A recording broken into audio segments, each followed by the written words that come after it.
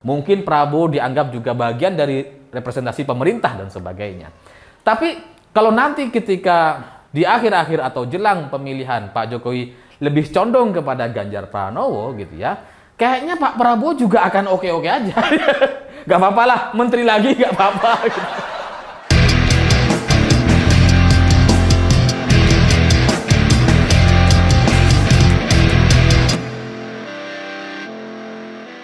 Selamat malam para mantan, selamat malam untuk semua mantan-mantan kalian yang ditolak oleh banyak orang.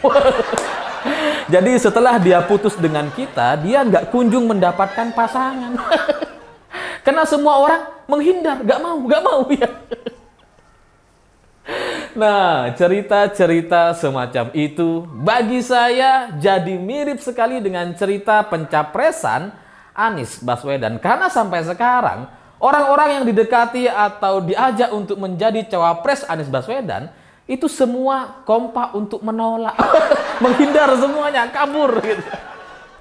Dan dari 3 nama yang didekati oleh Koalisi Perubahan, itu punya jawaban yang berbeda-beda. Seperti misalkan Mahfud MD gitu ya. Ketika Mahfud diajak untuk menjadi cawapres Anies Baswedan oleh PKS, jawaban dari Pak Mahfud itu cukup unik gitu ya. Karena menurut Mahfud, kalau dia menjadi cawapres Anies Baswedan, maka Koalisi Perubahan ini pasti bubar. Jadi supaya Anies ini tetap bisa maju sebagai capres gitu ya, supaya pemerintah itu tidak dianggap menjegal Anies Baswedan, maka posisi cawapres itu harus AHY. Ya emang Pak Mahfud gak sevulgar itu untuk menyampaikan gitu ya. Tapi kira-kira Pak Mahfud bilang bahwa kalau cawapresnya saya, ya ini bisa bubar koalisi. Karena menurut Mahfud MD gitu ya, penjegalan terhadap Anies itu bukan dari sisi pemerintah gitu, tapi dari internal koalisi sendiri. Yaitu ya Demokrat gitu, karena yang pengen agar cawapresnya itu AHY ya cuma Demokrat gitu. Nah, kalau bukan AHY yang jadi cawapres, ini bisa bubar. Jadi ya kayaknya Mahfud juga jengkel gitu ya, karena bagaimanapun Mahfud ini kan menteri dan bagian dari pemerintah gitu ya. Sementara belakangan ini yang coba dimainkan oleh Koalisi Perubahan adalah isu penjegalan gitu. Itu kan secara tidak langsung menyebut bahwa salah satu orang yang menjegal Koalisi Perubahan ini ya cuma juga Mahfud MD gitu ya. Makanya Pak Mahfud gak mau lah daripada ikut sama tukang fitnah.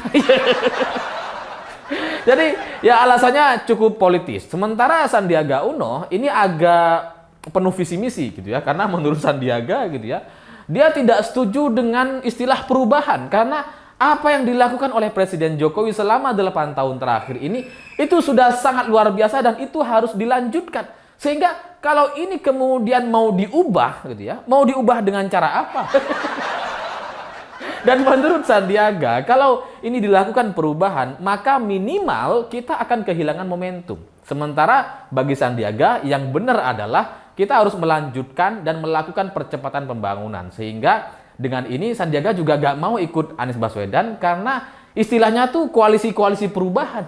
Sementara Sandiaga masih menjadi bagian dari pemerintahan Presiden Jokowi. Sehingga ya dari sini Sandiaga juga menolak gitu ya untuk menjadi cawapres Anies Baswedan. Dan yang paling unik sebenarnya adalah jawaban dari Hovifah. Karena sampai sekarang Hovifah itu tidak pernah menyampaikan alasannya secara terbuka gitu ya. Jadi kalau ditanya sama wartawan, wis ya. Matur nuwun gitu. Jadi nggak menyampaikan alasannya secara terbuka. Tapi menurut informasi dari orang-orang yang di sekeliling Hovifah, katanya Hovifah sudah melakukan istikharah gitu ya, atau bertanya atau beribadah, bertanya kepada Tuhan, berkomunikasi, yang pada intinya hasil dari istikharah terkait Anies Baswedan ini menurut Hovifah itu kayaknya lebih baik tetap di Jawa Timur, karena di Jawa Timur dia tetap punya istana, kira-kira gitu istilahnya gitu ya. Sementara kalau jadi Anies ini nggak jelas.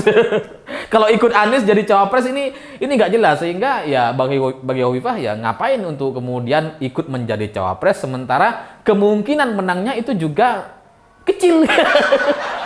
Ya karena dari sisi istikharah gitu ya, dari sisi lembaga survei itu juga kan sama tuh, sesuai gitu. Kalau jadi cawapresnya Anies ini kecil kemungkinannya untuk menang gitu. Sementara kalau dia tetap maju, ngotot untuk maju di Pilpres 2024 menjadi cawapres Anies Baswedan, paling maksimal kompensasi yang bisa dia dapatkan kan cuma menteri gitu ya. Sementara Hovifah sudah pernah menjadi menteri, jadi ngapain gitu?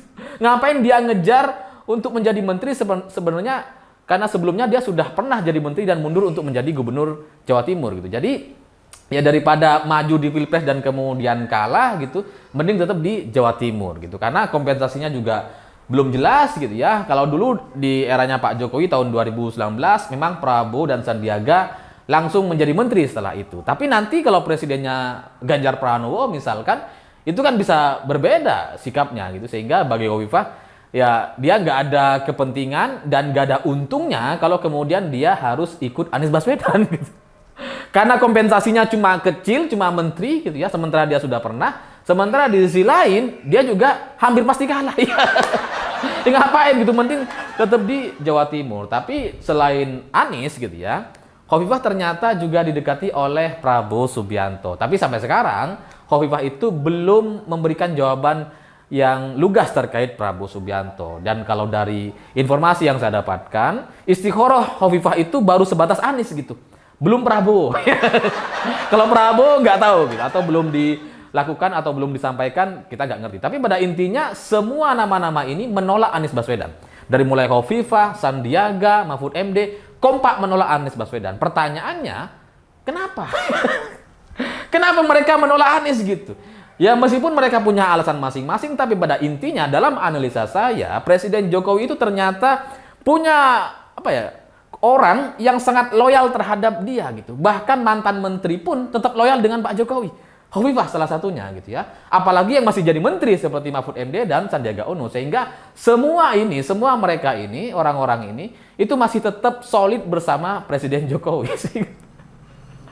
Sehingga ini menjadi satu cerita politik yang agak menarik gitu, karena nampaknya nanti kalaupun misalkan berganti presiden gitu ya, misalkan Ganjar jadi presiden, tapi kayaknya posisi atau komposisi menterinya itu kurang lebih akan sama, akan diwarnai oleh orang-orang yang sekarang juga sudah menjadi menteri, seperti misalkan Mahfud MD tetap menjadi Menko Polhukam, PUPR tetap Pak Basuki gitu ya, Menteri Keuangan tetap Ibu Sri Mulyani, sehingga kayaknya semua menteri-menteri yang ada di kabinet Pak Jokowi itu sekarang ya solid bersama Pak Jokowi gitu.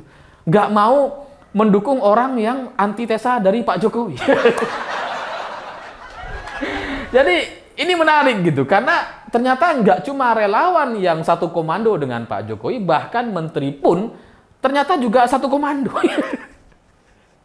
Jadi bisa dibilang presiden boleh berganti, tapi pemainnya, kabinetnya mungkin kurang lebih akan sama. Sehingga sisanya mungkin terserah komposisi dari partai politik atau partai koalisi gitu. Sementara kalau dari sisi yang non-partai, mungkin atau kayaknya akan kurang lebih sama gitu.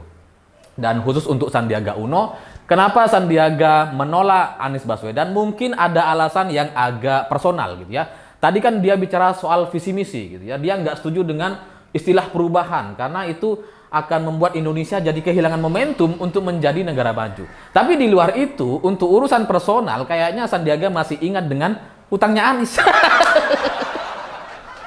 Loh, hutang aja dia nggak bayar gitu ya. Ngapain Sandiaga sekarang jadi cawapres terus nanti diutangin lagi? Gak mau lah Sandi gitu ya. Nanti kayak pilkada gitu, habis diutangin lupa. Jadi ya saya ngelihat sampai sekarang Presiden Jokowi masih sangat dihormati oleh bawahannya, oleh menterinya, oleh partai politik dan terutama oleh relawannya. Sehingga apapun hasil Pilpres 2024 nanti mungkin itu akan memenangkan sosok atau calon yang lebih condong atau lebih didukung oleh Presiden Jokowi. Karena kalau sekarang kita bisa melihat gitu ya, mungkin ada partai yang sudah mendukung Prabowo Subianto. Mungkin Prabowo dianggap juga bagian dari representasi pemerintah dan sebagainya.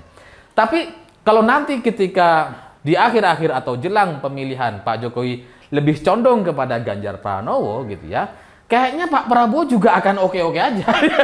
Gak apa-apa lah, menteri lagi gak apa-apa. Gitu.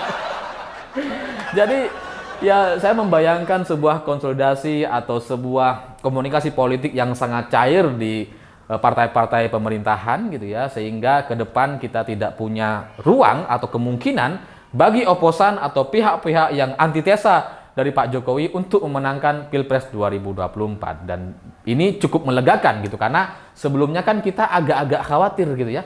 Gimana kalau sumur resapan ini menang di Pilpres itu kan bahaya gitu ya. Bukan cuma soal radikalnya gitu, tapi juga soal program-program ke depannya itu pasti jadi nggak jelas gitu. Tiba-tiba bangun monumen, bikin sumur resapan. Jadi ya minimal kekhawatiran kita sampai hari ini tuh sudah cukup kecil gitu, dan semoga ini terus berlanjut sampai ke depan sehingga semua tetap loyal, tetap solid bersama Pak Jokowi, dan siapapun yang menang, entah Ganjar atau Prabowo Subianto, kayaknya sih Ganjar gitu ya. Tapi kalau Prabowo ya jadi Menko lagi aja. Itu kayaknya tetap akan membuat Indonesia ini, memastikan Indonesia ini menjadi negara maju dan tidak kehilangan momentum seperti yang sudah disampaikan oleh Pak Jokowi di pidato di Singapura kemarin. Saya pikir itu. Terima kasih sudah menonton. Begitulah kura-kura.